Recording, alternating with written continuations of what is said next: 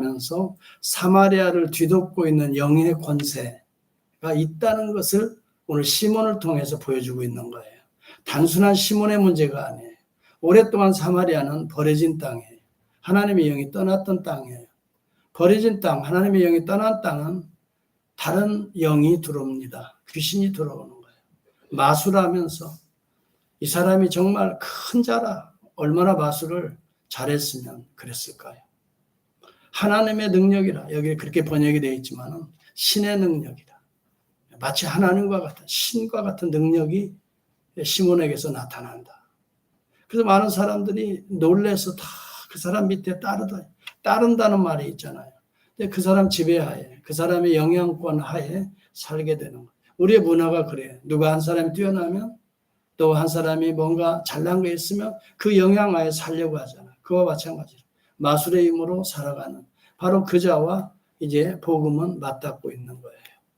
여기 큰 자라, 크다는 말은 위대하다는 말이에요. 숫자적으로 양적으로 뭐 큰 것이 아니라 성경적으로 보면 크다는 것은 위대하다. 그러니까 많은 사람들이 신격화되어 있다는 말을 은밀하게 보여주고 있는 거예요. 이 사마리아 출신인 초대교회 순교자, 첫 번째 순교자가 있습니다. 저스틴 마르트입니다. 이분이 165년에 AD 165년이니까요. 복음서가 기록되고 얼마 안 돼서 순교합니다. 그런데 이 시몬에 대해서 이야기합니다. 왜냐하면 사마리아 출신이니까 시몬에 대해서 알았을 것 같습니다. 그는 이런 이야기합니다. 시몬은 사마리아의 깃든 출신으로 당시 점이나 마술, 점성술로 유명했던 애굽에 유학 가서 철학과 마술을 배워왔다라고 말합니다. 그래서 이 시몬 마구스, 대시몬, 그레이트 시몬이라고 불렸다는 거예요. 근데 그가 노스틱 이단에 빠져서 시몬교라고 하는 것을 창설하고 스스로 신격화 신이 되어서 로마에서 복음을 전하는 사도 베드로까지 극히 반대하였다. F.F. 브루스는 자료에서 그렇게 주석을 달고 있습니다. AD 1574년에 거룩한 시몬에게라고 하는 이 비문이 태베강에서 그 다리 한 복판에서 발견이 됐는데 당시 시몬이라는 이름이 흔한 이름이었기 때문에 그 사람인지는 알 수가 없습니다.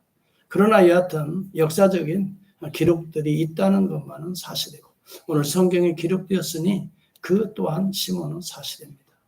여러분 우리가 여기에서 알아야 될 것은 하나님의 영이 떠나면 여러분들도 마찬가지예요. 여러분들 가운데서 하나님의 영이 떠나면 하나님의 영의 역사가 잠잠하면 그 다음에는 항상 우리의 영은 뭔가로 채워지게 되어 있어요. 비어있지가 않습니다. 불교에서는 그걸 비우라라고 말하는데 실제적으로는 채워질 수밖에 없는 것이 피조물입니다. 땅도 보세요. 비어서 다 깎아놨는데 아무것도 없는 것 같은데 조금만 있으면 다 채워지잖아요. 그와 같이 우리의 영혼도 비어지면요 반드시 다른 것들이 들어와서 채워집니다. 여러분 불교의 스님들이 산속에 들어가서 비우려고 이렇게 묵상도 많이 하지만 비워집니까? 또 채워지는 거예요. 그분들과 이 인터뷰를 해보면 그분들이 가지고 있는 번민이나 고뇌가 엄청 많단 말이에요. 그래서 매번 두드리지만 또 불경을 암송도 해보지만 그런 것들이 떠나지 않는 그게 그것인가.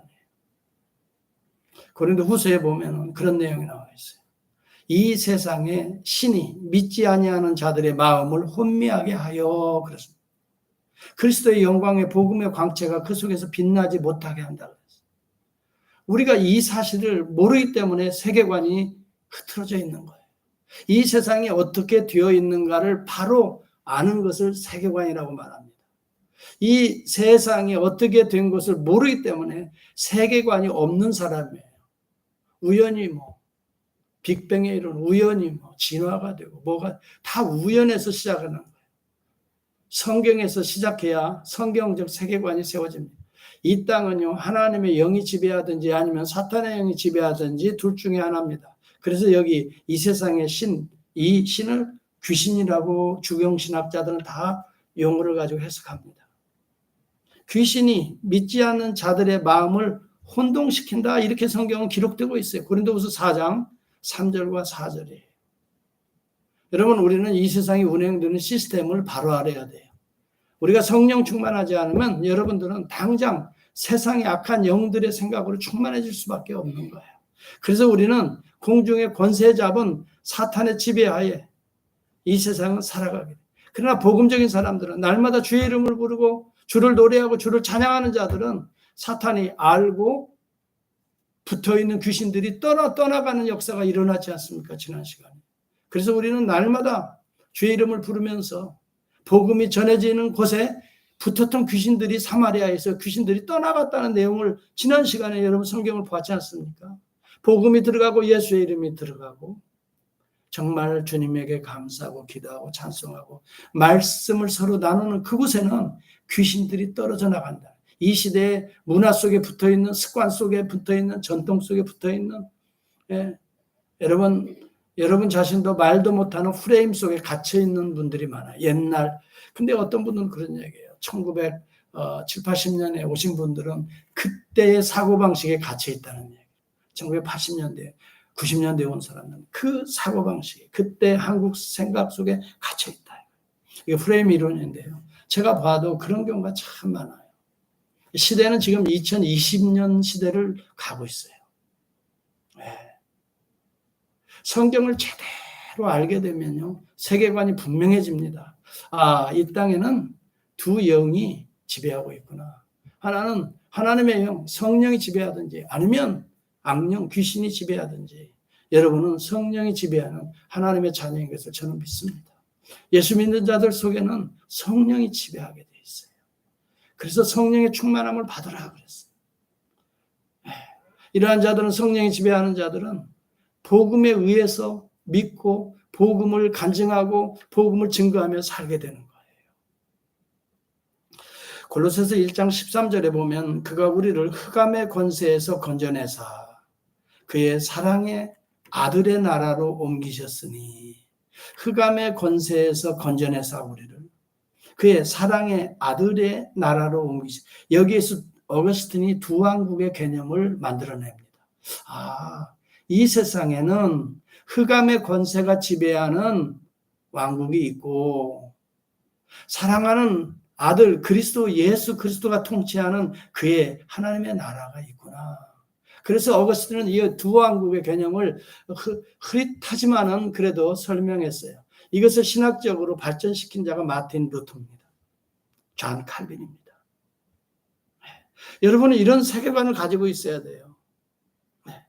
이 세상에는 무슨 나라가 존재하고 뭐가 어떤 이게 아니라 우리는 좀 더 근본적으로 하나님의 영이 통치하시는 나라들이 있어요. 그러나 하나님의 영이 아닌 귀신의 영, 어둠의 세력들이 통치하는 흑암의 권세들이 있다 이 말이에요. 우리는 그러한 현장 속에 날마다 부닥치며 살아간다는 것이 머릿속에 확 들어와 있어야 돼요. 이게. 그래야 여러분 우리가 어느 곳에 가든지 흑암의 권세가 그 로컬 갓이라 그래요. 신학적으로 보면. 흑암의 권세가 있단 말이에요. 싸워서 정복하고 그걸 몰아내는 것이 우리 성령의 인침받은 자들의 사명이거든요. 여러분, 가나안에 구원받은 백성들이 들어가는 거 있잖아요. 이것은 영적인 전쟁을 사실 실질적인 싸움을 통해서 정복하는 거잖아요.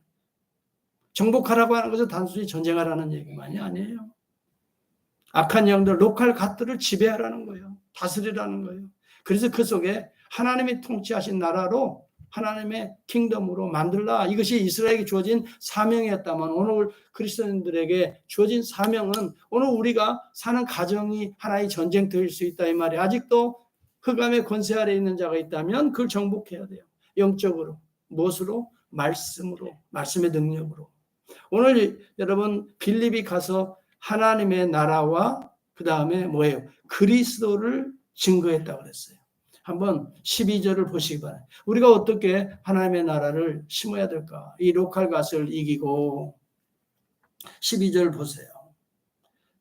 같이 한번 해볼까요? 시작. 빌립이 하나님의 나라와 및 예수 그리스도의 이름에 관하여 전도함을 그들이 믿고 남녀가 다 세례를 받으니, 시몬도 세례를 받아. 자, 보세요. 시몬의 마술, 속임수의 권세 아래 있는 자가 누구 아래 지금 두르고 있는 거예요? 그리스도의 권세 아래 두르게 되어 있어요. 어떻게? 어떤 과정을 통해서? 하나님의 나라와 및 예수 그리스도의 이름이라고 하는 것은 복음을 말하는 거죠. 이름은 정체성을 말합니다. 그리스도는 한마디로 말하면 복음, 굿뉴스입니다. 예수 그리스도께서 오셔서 이런 말씀하시죠. 회개하라. 하나님의 나라가 가까워 왔느니라 그랬어요. 중요한 것은 하나님의 나라와 그리스도의 이 이름입니다. 이것을 우리는 증거하는 것입니다. 그리스도의 이름이라고 하는 것은 예수는 구원자라는 것입니다. 그리고 그리스도라는 것은 기름 부어서 오신 하나님의 아들이라는 말이에요. 네. 왕이요, 제사장이요, 선지자라고 하는 것이에요. 그리고 나의 죄로부터 씻고 구원해내시는 구속자라 이 말, 리디머라 이 말이에요. 내 값을 치러주시는 분. 이게 그리스도인의 정체성이라 이 말. 예수 그리스도의 이름이라는 속에는 그 내용들이 다 들어가 있어요. 예수라고 하는 말은 구원자라는 말이에요. 그리스도라는 말은 기름 부음을 받은 자라는 말이에요. 이 말은 히브리 말로 메시아라는 말이거든요. 누구에게 기름 부음 받아요? 하나님께. 누구에게 기름 부음을 줬어요? 왕, 제사장, 선지자. 예수는 그 모습으로 오셨다 이 말이에요. 무엇하기 위해서? 우리의 죄를 씻고 대속하기. 이것을 리디머라 말하는 거예요. 리디밍이 바로 구속이란 말이에요. 리딤이 있고 난 다음에 그 다음에 구원이 레스큐가 일어나는 것이라는 이 내용에 대해서는 과정은 제가 여러 번 설교에 여러분에게 말했어요. 여러분이 죄가 씻지 않고서는 죄로부터 건져낼 수가 없어요. 죄값을 치르지 않고서는 여러분의 죄를 씻어낼 수가 없어요. 죄가 우리를 가둬두는 거예요. 감옥 갇힌 사람은 그 값을 치러야 되듯이 예수가 우리가 오늘 먹고 마신 살과 피로써 우리의 죄값을 치르신 거예요. 왜 죄값이 피입니까? 우리 하나님께서 언약하실 때 너희가 이 명령을 어기면 반드시 피를 찾으리라 그랬어요. 피 없이는 뭐의 죄사함이 없다 그랬어요. 그래서 여러분 언약의 핵심은 베리트라는 말인데 가르다라는 말이에요. 원래 그래서 짐승들이 갈랐던 거예요. 피 흘렸던 거예요. 그것을 통해서 구약시대에는 짐승의 피를 통해서 하나님의 구속을 체험하게 되었는데 예수 그리스도께서 오셔서 어린 양 자기 몸을 친히 찢으셨다 이 말이에요. 가르시고 피 흘리셔서 once for all 단번에 영원한 속죄를 우리에게 베풀어 주셨단 말이죠. 그래서 예수 그리스도의 이름이 없이는 아무도 구원받을 자가 없고 그리스도의 이름이 없이는 아버지께로 갈 자가 없다 이렇게 말씀하시는 거예요. 그래서 그리스도를 모신 자들, 믿는 자들 속에는 하나님의 나라가 이루어진다. 그래서 하나님의 나라와 예수 그리스도의 이름이 동시적으로 선포되어지는 거예요. 주님도 하나님의 나라에 대해서 이 땅에 오셔서 계속 설교하셨어요. 마태복음 여러분 5장, 6장, 7장이 산상보훈이라고 그러죠. 누가복음에는 산상이 아니라 산하복음, 평지복음이라고도 말을 하지요. 이런 차이가 있습니다만 중요한 것은 마태복음은 신의 산을 연상케 하는 거예요. 유대인들 공동체에서 복음을 전하니까. 그래서 산상이 되는 거예요. 물론 실질적으로 산에 올라가셨겠지요. 그건 이제 발복산이라고도 우리가 부르는데 여하튼 거기에 핵심은 뭐냐면 하나님의 나라가 핵심적인 요소들이 뭐냐 거기에 쭉 나와요. 심령이 가난한 자, 세상 것으로 채워진 자 속에는 하나님의 나라가 들어갈 수가 없다. 귀신의 영으로 채워진 자는 이 쫓아내고 하나님의 나라를 심는 거예요. 심령이 가난한 자부터 시작해서 의에 줄이고 목말라는 자, 뭐 나중에는 나의 이름으로 핍박을 받는 자, 십자가가 또 거기 나오잖아요. 이렇게 해서 이루어지는 하나님의 나라의 요소들을 잘 소개했어요. 여러분 예수 믿는다고 하는 것은 단순히 귀신 쫓아내는 게 아닙니다. 그 뒤에 나옵니다만 그래서 그걸 돈 주고 사고 그런 게 아니에요. 예수 믿는다는 것은 예수 그리스도의 이름이 무엇인가, 예수가 누구신가를 바로 우리는 믿어야 돼요. 이걸 깨닫지 못하고 세례받고 이걸 깨닫지 못하고 떡과 잔을 먹고 마시는 건 죄를 먹고 마시는 거나 마찬가지다. 중요한 것은 어떻게 우리가 하나님의 능력을 체험할 수 있는가 하는 문제입니다. 어떻게 이 귀신의 세력들과 시몬과 이렇게 부닥쳐서 시몬을 이겨낼 수 있는가? 중요한 것은 여기 하나님의 나라와 그리스도의 이름을 전파할세. 하나님의 말씀 떠나서 하나님의 능력, 권세 이거 체험할 길이 없어요. 첫 번째 가장 중요한 건 하나님의 말씀을 사모하고 사랑해야 돼요.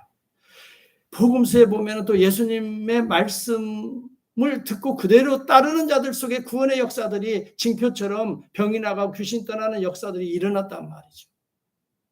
말씀 그대로 순종하니까 말씀만 하옵소서 우리가 듣겠나이다 하니까 믿음이 크도다. 이 믿음이라는 것은 그리스도의 말씀. 그래서 여러분 성경을 자꾸 가까이 하면요 하나님의 능력이 자꾸 여러분들에게 들어오게 되는 것입니다. 하나님 말씀은 요즘에 귀가 안 좋고 그러신 분들은 음성으로 듣는 하나님 말씀도 있잖아요. 자꾸 들으시고요. 할 수만 있다면 자꾸 가지고 다니면서 보시고 인터넷에 이 핸드폰에서도 하나님의 말씀을 자꾸 직접적으로 하나님의 말씀을 자꾸 읽으세요. 그리고 할 수 있는 대로 쓰세요. 그때에 그 말씀이 성령을 통해서 우리 가운데 새겨지더라고요. 제가 어제 우리 집사람과 아이들을 픽업하려고 공항에 갔는데요. 공항에 좀 일찍 가가지고 있을 곳이 없잖아요. 그래서 그 옆에 나와가지고 이제 바닷가 있는 쪽에 파킹할 때가 있어서 거기 파킹해놓고 이제 시간을 기다리고 있는데요. 자꾸 누가 문을 두드려요. 그래서 보니까 홈리스예요. 홈리스가 자꾸 저를 보고 이렇게. 그래서 내가 문을 내렸어요. 그랬더니 첫 마디가 에레미야서 29장 11절을 나한테 암송하는 거예요.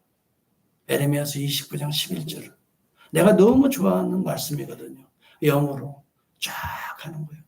그래서 내가 아멘 했어요. 아멘. 그러고 보니까 어찌 그래도 이뻐 보이는지 모르겠더라고. 말쑥하고 하나의 말씀.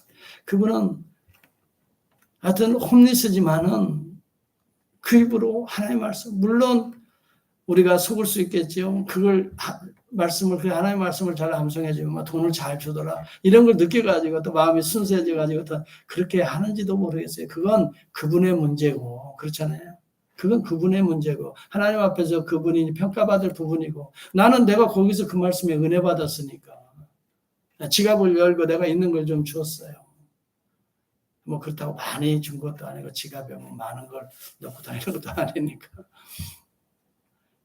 여러분 세상에 이 홈리스도 돈 몇 푼이라도 얻어보려고 하나의 말씀을 그렇게 좋은 말씀들을 암송한단 말이에요.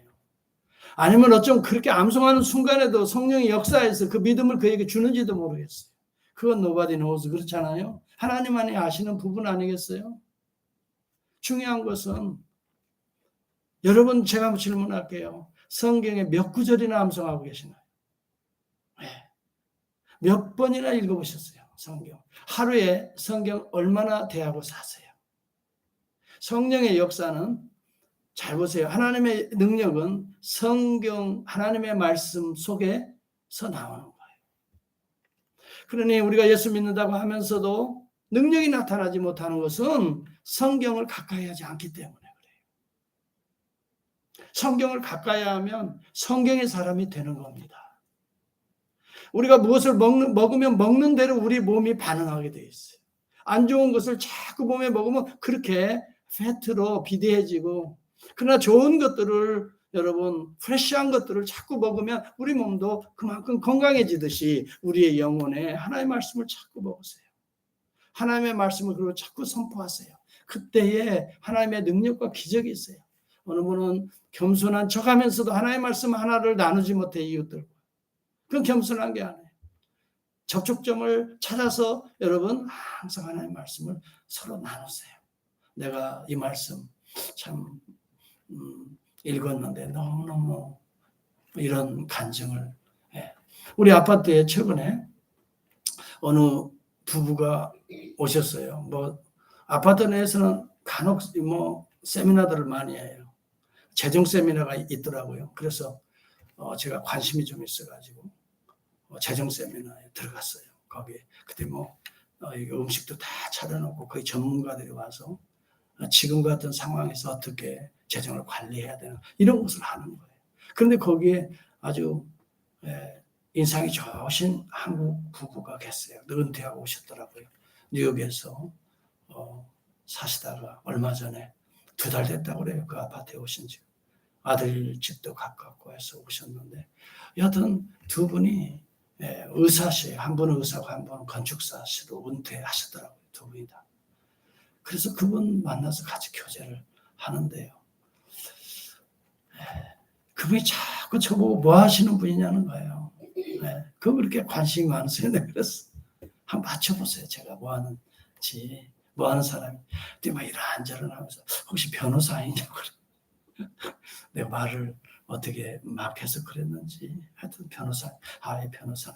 그때 그 부인되는 분이 제가 볼 때는 권사님 같아요. 이 말씀하시는 거나 뭐든 이렇게 풍기는 혹시 상담하시는 분 아니세요? 맞다고 제가 그 분야도 속해 있다고. 그랬더니 목사님이시군요. 다 그러시더라고. 그래서 어느 교회에 쭉 이야기를 하시더라고요. 자기 신앙도 정도 이야기하고. 그래서 우리 교회도 내가 소개를 해드렸어요. 그때 그분이 어바인에 있는 교회를 나가셔요. 주일 되면. 여하튼 그래서 이제 하나님의 은혜에 대해서 이제 저는 관심이 있어서 그걸 이제 나누고. 여러분 우리가 사람들을 사실 보면 요즘에 아파트에 보니까 한국 사람들이 많이 있어요. 우리 젊은이들도 있고. 가끔씩 이렇게 얼굴을 스치고 지나갈 때도 의도적으로 그런 건 아니지만 기회가 되면 어떻게든지 하나님의 말씀을 나누고 저는 그렇다고 해서 꼭 우리 교회 나오라는 건 아니에요. 본인들에게 맞는 교회 찾아서 예수 그리스도 중심적으로 살면 되죠. 여러분 예수 그리스도의 복음을 증거할 때 그분이 처음에는요 인상을 보는데 내가 특징을 깨닫게 돼요. 복음을 처음에는 그냥 자연스러운 이야기하는 거예요.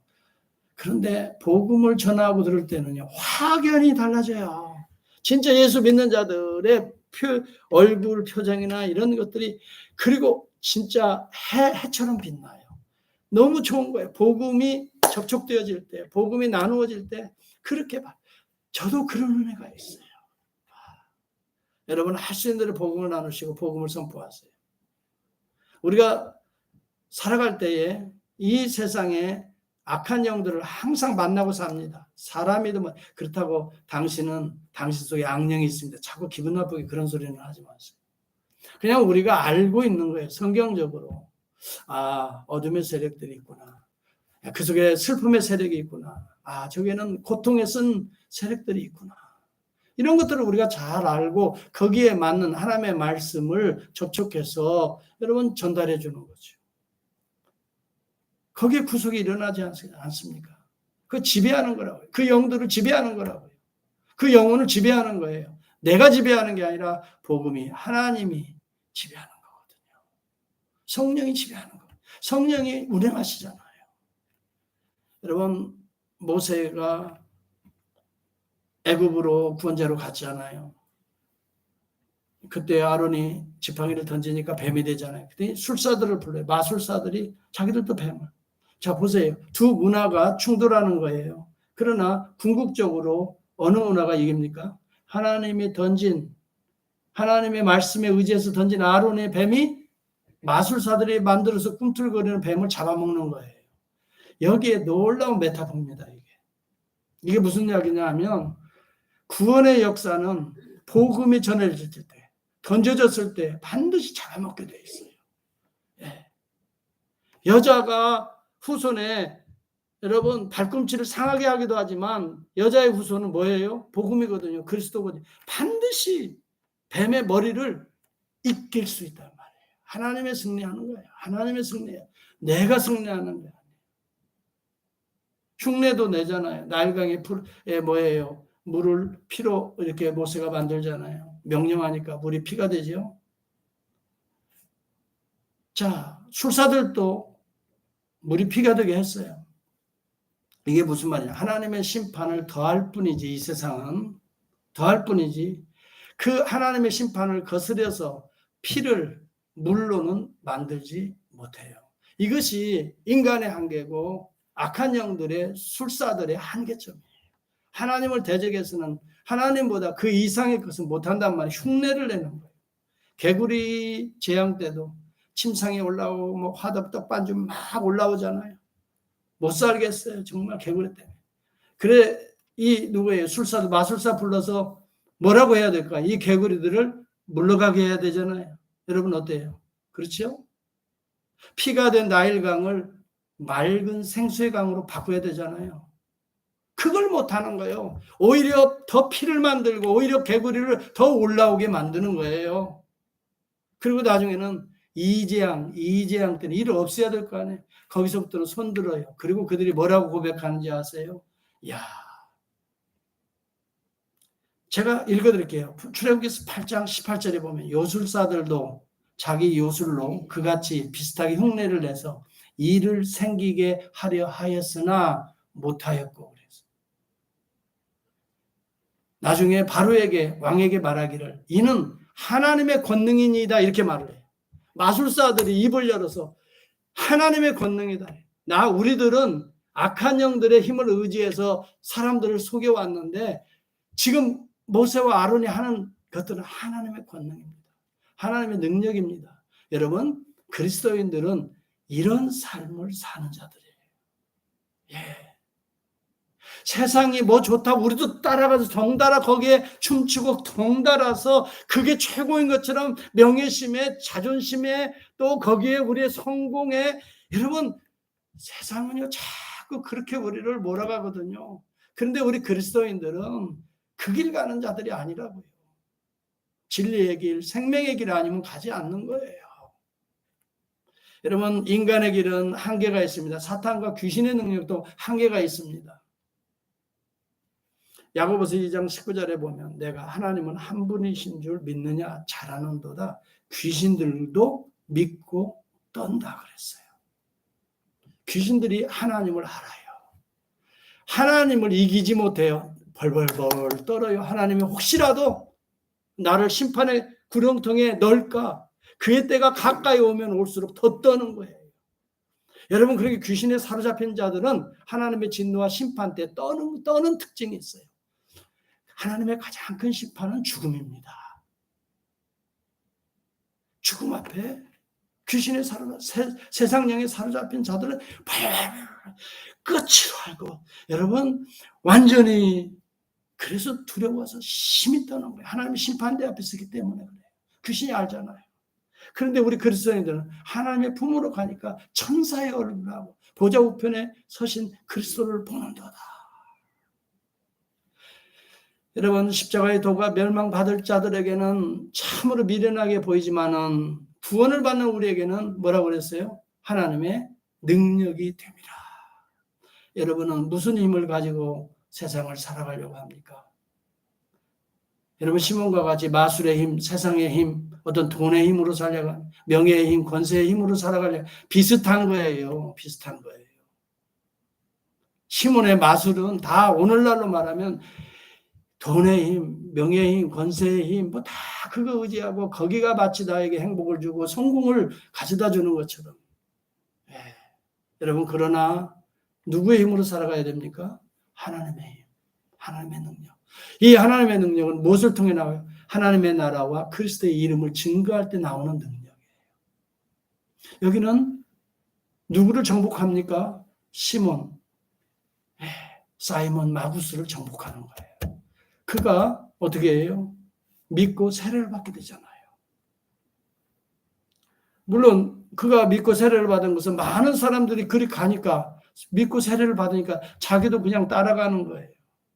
그리고 벌써 복음이 사마리아에 전한다는 것을 이 예루살렘의 사도들이 알게 됐어요. 그때는 예루살렘의 사도들만 도와두고 빌립이고 다른 집사들은 다 유대와 사마리아로 흩어졌잖아요. 그런데 도망자가 아니라고 그랬어요. 제가 그 설교했어요. 파송자라고 그랬어요.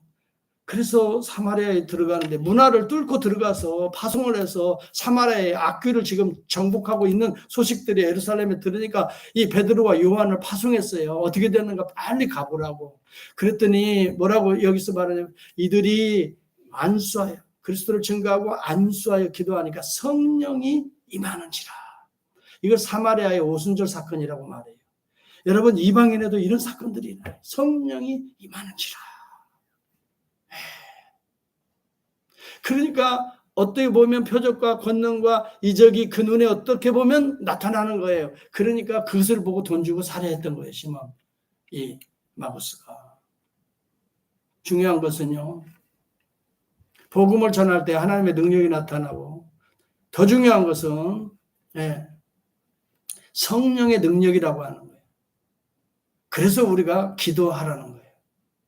성령 받기를 기도하니 성령의 충만함이나 성령의 인침이 없이는 겉으로 세례받고 나 믿습니다 하고 뭐 눈물 찔끔 흘린다고 해서 구원받는 게 아니에요. 내적으로 인침을 받아야 돼요. 이 사람들은요. 특히 여기 보니까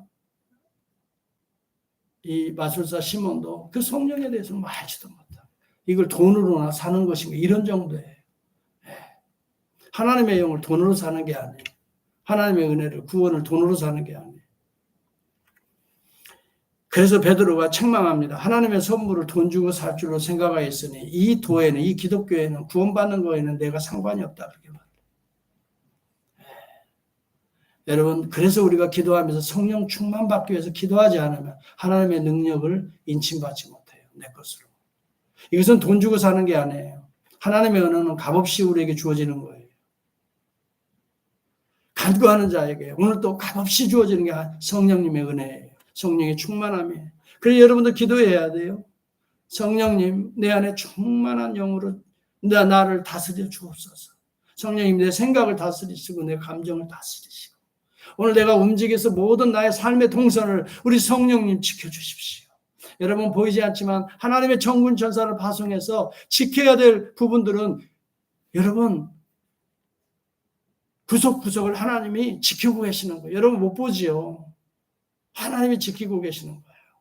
간구하고 그래서 여러분 여행 가실 때도 매일 일어나서 먼저 운행할 때도 마찬가지. 하나님의 영의 인도하심을 받고 돌봐달라고 기도해야 돼요. 기도할 때 하나님의 영의 역사가 충만히 임하죠. 여기 성령이 충만히 임하죠. 여러분 성령은 돈 주고 사는 것이 아닙니다. 교회 요즘에 보면은 돈 많이 내면 뭐 안수집사 되고 장로 권사 되고 하니까 헌금 많이 하는 분들이 있어요. 뭐 그렇게 해서 헌금하는 것, 뭐 헌금을 많이 하지 말라, 적게 해도 괜찮다 그 얘기가 아니에요. 근본적인 동기가 여러분 사람에게 목사한테 인정받고 뭐 이렇게 해서 교회를 주도권을 잡을 여러분 이런 인간적인 동기는요, 하나님 기뻐하시잖아요. 성령을 돈 주고 살려고 하는 사람들, 오늘날 교회의 주도권을 돈으로 살려고, 하나님의 능력과 권세를 돈으로 살려고 하는 거랑 똑같아요. 또 그러면 거기에 그냥 목사도 짝짝꿍 해가지고, 야, 저분이 교회 떠나면 우리 교회가 힘들어질 것 같으니까 그냥 그 사람 오냐. 오늘 이 시대 교회들이 뭐 어떻게 한 사람이라도 혹시 떠날까봐 그냥 뭐 이게 옳은지 그른지도 모르고 그냥 교회가 말이죠. 인본주의에 빠지면 그렇게 돼요. 여러분 정신 차리지 않으면 여러분 자신이 하나님께 인정받으려고 하세요. 하나님께. 저한테는 인정받아봐야 아무런 의미가 없어요. 목회자에게 인정받지만 하나님이 우리를 볼 때 아무개는 착하고 충성된 종아 내가 참 잘하고 있구나. 이 땅에서 내가 맡겨준 이 직분에 따라서 충성하였으니 자 오늘 이 천국의 기쁨을 하나님 나라의 기쁨을 누리라. 여러분 하나님께서 위해서 주시는 것은 그 사랑하는 자 안에서 우리에게 거저 주시는 바 그의 은혜의 영광을 찬미하게 하려 함이라. 하나님이 우리에게 거저 구원의 은혜를 주시는 것은 거저 주신 그 은혜를 찬송하게 하려 함이라 그래서 얼마나 찬송합니까? 여러분의 삶에 얼마나 찬송합니까? 얼마나 감사합니까? 여러분 우리가 예배 중에 찬송하자고 해도요. 여러분 벌써 딱 보면 알아요. 정말 감사함으로 기쁨에 은혜가 있는 사람은 한마디 한마디라도 신실하게 힘차게 하나님을 찬송. 순서 맡았으니까 어쩔 수 없이 오늘은 몇 장이네 하고 그 노래하는 게 아니에요. 찬송은요, 하나님을 찬미하는 거는요, 우리의 신앙 고백입니다. 한마디 한마디를 놓치지 말고 아멘하는 마음으로 힘차게 하나님을 찬미하세요. 그걸 하나님이 그 순간 받으시는 거예요. 두세 사람이 내 이름으로 모인 것에 내가 너희와 함께 하겠다. 우리 홍 목사님은 지난번 설교하실 때 제가 그게 도전이 되더라고요. 하루 종일 말씀 보시고 하루 종일 찬송하신다. 어느 때는 3시간을 찬송하신다는 말을 듣고 저는 깜짝 놀랐어요. 저 그려본 적이 없거든요. 3시간. 물론 제가 기도원에 가면 그렇게 해요. 계속 찬송하고 계속 말씀 묵상하고 계속 기도하고. 그래서 1년에 한 주간씩은 제가 기도원 가고 그런데 요즘에는 못 가잖아요. 팬데믹 이후로는 제가 기도원을 못 갔는데요. 기도원 가서 그래서 내 지저분한 영혼들을 깨끗이 정말 순수해지고 깨끗해지고 바람결만 와도 막 성령이 나를 안아주는 것 같고 만져주는 것 같고 그럴 정도의 어떤 인식의 세계가 달라지거든요. 감정의 세계가 그렇게 달라져요. 여러분 기도 생활 많이 하고 말씀 깊이 묵상하고 그 다음에 바깥으로 한번 나가보세요. 바람 부는 것, 나뭇잎이 움직이는 것도 얼마나 그렇게 아름답게 보이는지. 너희는 그 은혜에 의하여 믿음으로 말미암아 구원을 받았으니 은혜는 돈 주고 사는 것이 아니에요. 하나님이 거저 주시는 바 하나님의 선물이라 그랬어요. 우리가 요청하는 대로 주시는 선물이에요. 구원의 은혜도 우리의 믿음도 하나님이 주시는 은혜의 선물 중에 하나예요. 그래서 여러분들이 예수 믿고 구원받은 거예요. 선물을 여러분 값주고 삽니까? 선물을 받으면 그걸 값치고 줍니까? 하나님이 나에게 주신 믿음을 값치고 주는 게 아니에요. 하나님이 거저 주신 은혜예요. 다른 일반적인 종교들은 다 내가 그 값을 치러야 돼요. 힌두교나 불교의 가장 중요한 사상 중에 하나가 윤회설입니다. 윤회라는 말은 수레바퀴가 한 바퀴 돌아서 제자리로 돌아가듯이 전생이 있고 현생이 있고 이생이 있어요. 이렇게 돌고 돌아요. 현생의 삶에서 다음 이생으로 짐승으로 태어나기 싫으면 고귀한 사람으로 다시 태어나기를 원하면 우리가 선을 많이 쌓아야 된다. 돌고 도는 수레바퀴 인생에서 벗어나는 것을 해탈이라 이렇게 말을 해요.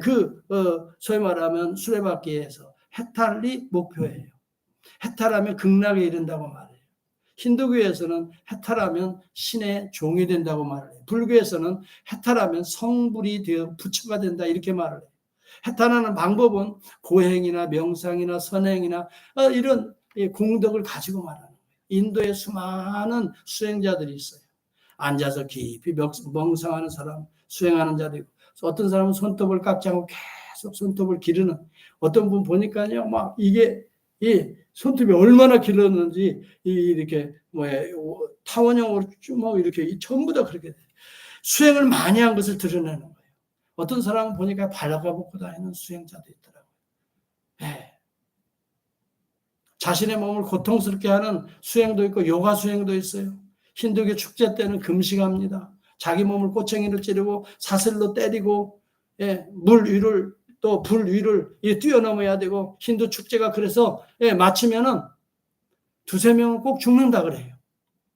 해탈의 열반에 이르기 위해서 죽음을 불사하는 세상 종교인들은 그런 수고와 노력을 합니다. 그러나 우리에게 주어진 구원의 구속, 죄값을 치르는 것은 오직 예수 그리스도 그 대속의 십자가의 보혈과 죽음을 이기시고 부활하신 부활을 믿는 자들 속에는 하나님의 은혜가 값없이 주어지는 거예요. 우리가 그것을 얻기 위하여 무슨 노력을 하는 게 아니에요. 그건 세상 종교예요. 티베트 불교인들은요, 오체투지를 합니다. 오체투지라는 건 뭔지 알지요? 삼보일배를 또 하고요.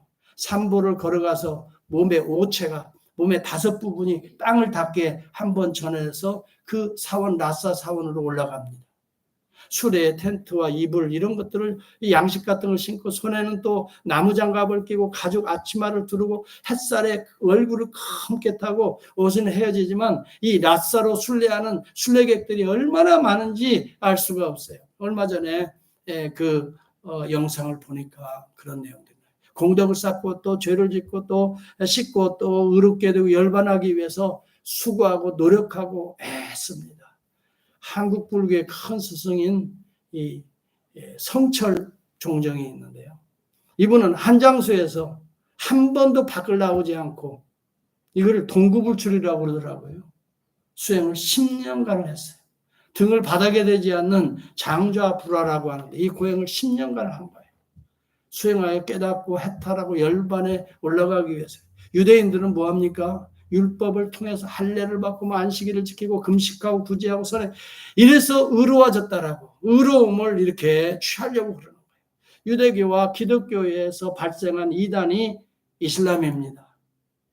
거기에서는 구약성경이 나오고 신약성경 일부도 모방해가지고 뭐가 나오냐면 코란이 나옵니다. 거기는 에녹 이야기, 아담 이야기, 노아 얘기가 나옵니다. 아브라함이 모리아산에서 드려주고 이스마엘을 번제로 바치려 했다고 그리고 이스마엘 이야기를 합니다. 이사야, 에레미야 모두 예수도 선지자로 나옵니다. 근데 가장 큰 선지자는 마호멧이라고 말합니다. 이슬람교도 계율을 지키고 의롭게 되어서 구원받는다고 그렇게 가르칩니다. 자, 보세요.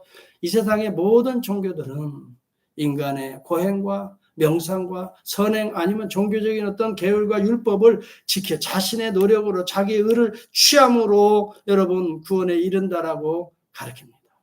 그러나 그것은 하나님의 의에 미르지 못하는 것입니다. 여러분 분명히 알아야 됩니다. 우리가 볼 때는 산이 히말라야가 아무리 높고 그래도 거기에 들어갔다 올라갔다 뭐 정복을 했네 그걸 위해서 목숨을 내놓고 하지만 위에서 보면 평지와 똑같이 보여지는 거 아닙니까? 그 높은 산이 아래에서 보니까 높은 산이고 기가 막히잖아요. 그렇지만 위에서 보면 다 똑같은 거예요.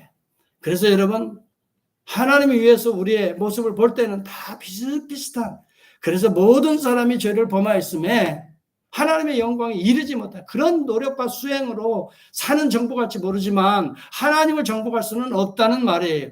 하나님을 정복하는 유일한 것은 하나님이 우리를 정복해야 되는 것이에요. 그래서 우리가 하나님의 자녀가 되는 거예요. 하나님께서 우리를 정복하시기 위해서 우리의 죄를 정복하시기 위해서 그 아들 예수 그리스도를 이 땅에 보내시는 거예요. 그래서 우리의 죄값을 치르시고 우리를 죄로부터 자유하시고 죽음의 값을 치르시고 죽음의 문을 확장 여시고 우리를 해방하신 분이 하나님의 사랑이에요. 우리는 이것을 은혜라고 말하는 거예요.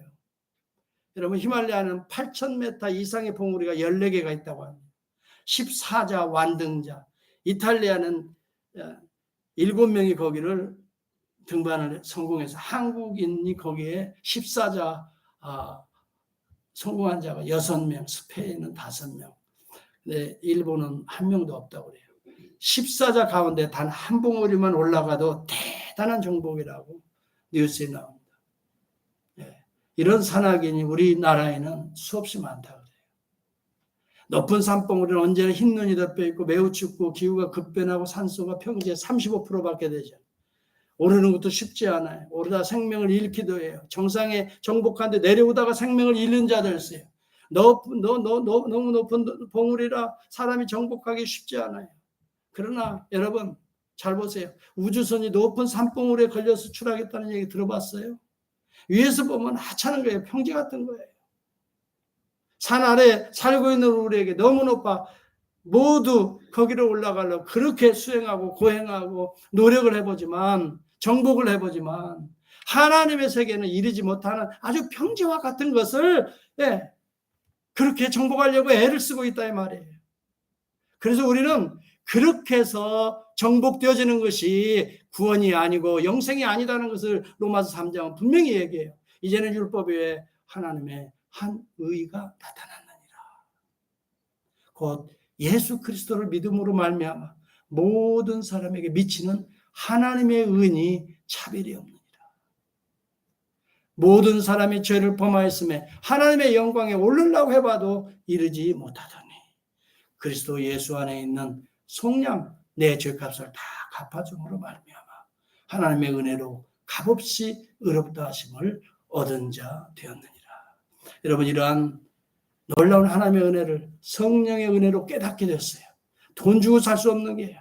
여러분 고행을 통해서 뭐 노력을 통해서 얻어지는 게 아니에요. 그저 하나님께서 어느 날 내 마음을 옥토의 밭이 되게 해서 목사님이 증거하든지 아니면 말씀을 보고 설교를 듣다가 깨닫든지 찬송하다 깨닫든지 아니면 기도하다 깨닫든지 그래서 어느 날 그것이 믿어졌어요. 여러분 믿음은 믿어져야 돼요. 내가 믿으려고 애쓰면 믿어지는 게 아니에요. 정말 어느 순간 무릎을 치고 이게 하나님의 은혜예요. 그래서 여러분들이 세례도 받고 성찬도 참여하고 이제 하나님의 은혜 아래 사는 백성이 된 거예요. 이제 앞으로는 노력을 해서 하나님의 의를 이루려고 하지 마시고 믿음으로 걸어가세요. 감사함으로 걸어가세요. 찬송하며 노래하면서 증거하면서 살아가는 게 우리 성도의 삶이에요. 고난이 옵니까? 어려움이 옵니까? 거기에도 하나님의 뜻이 있다. 거기에 나를 파송하셨다. 이런 믿음으로 살아가는 거예요. 주 예수 그리스도의 이름으로 살아갈 때 귀신이 달라붙은 게 떨어진다 그랬어요. 세상 문화도 떨어지게 돼요. 세상의 관습도 떨어져요. 나의 그렇게 굳었던 한국적 마인드도 떨어지고 세상적 이념적 마인드도 떨어지고 하나님의 나라의 프레임으로 다시 바뀌어지는 것이 중생인 것입니다. 그 프레임으로 세상을 바라보게 되는 거예요. 그 프레임으로 내 인생을 바라보게 되는 거예요. 그리 보니 얼마나 감사한지요. 하나님의 은혜 프레임으로 보니까 모든 게 감사, 모든 게 찬송. 야, 하나님이 그 어려운 때 나를 미국에 보내, 그 어려운 공부를 하게 하시고, 그 어려운 목표를 이렇게까지 인도해 주시고, 그 어려운 상황에서 하나님께서 우리들의 자녀들을 이렇게 또 인도하시고, 야, 어렵고 지금도 엊그제 목사님들을 교제하는데, 최 목사님 어쩌고 저쩌고, I am a dust in the wind 그랬어요. 나는 바람에 흔들리는 먼지 같아요. 진짜 먼지 같은 나 어디에 떨어져도 정말 먼지가 뭘 줘요? 좋은 거 주나요? 먼지 떨어지면 그게 썩게 되잖아요. 그런 존재를 생명의 씨앗으로 하나님의 나를 부르셔서 복음을 던지는 자가 되었으니 얼마나 감사한지. 오늘 저와 여러분이 감사하면서 살 수 있기를 바랍니다. 옆에 분과 인사합시다. 감사하면서 합시다. 한번 인사해 보세요. 시작. 감사하면서 하십시다. 예, 불평하지 마시고요. 감사하면서 하시고. 사랑하면서 합시다. 시작. 사랑하며. 웬만하면 이제 사랑하면서 하십시다. 은혜에 따라서 합시다. 은혜에 보답하면서 하십시다. 그렇잖아요. 부모가 우리에게 주신 은혜가 얼마나 큽니까? 그러니까 자식들은